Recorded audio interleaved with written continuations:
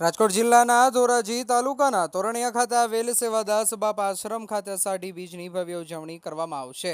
નકળાંક ધામ સેવાદાસ બાપા આશ્રમ ખાતે પરમ પૂજ્ય સંત શ્રી રાજેન્દ્રદાસ બાપુની અધ્યક્ષતામાં તૈયારીઓ પૂરજોશમાં 3 લાખ જેટલા ભાવિકો તોરણિયા ખાતે ઉમટી પડશે।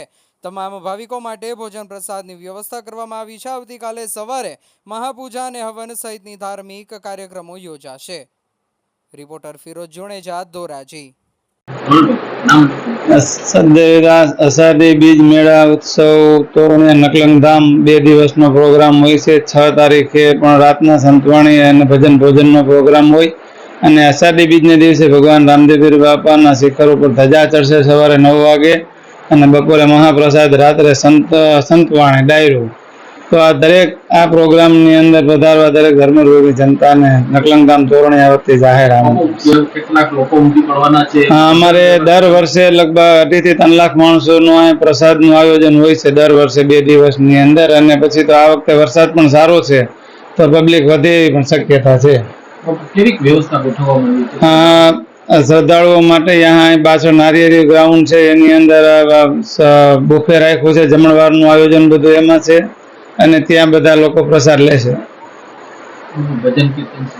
हाँ, भजन रात्रे 10 वागे संतवाणी डायरो एमां गुजरातना नामांकित कलाकारो पण पोतानी वाणी पेशे अने डायरोनो प्रोग्राम पण संतवाणीनो राखेल छे।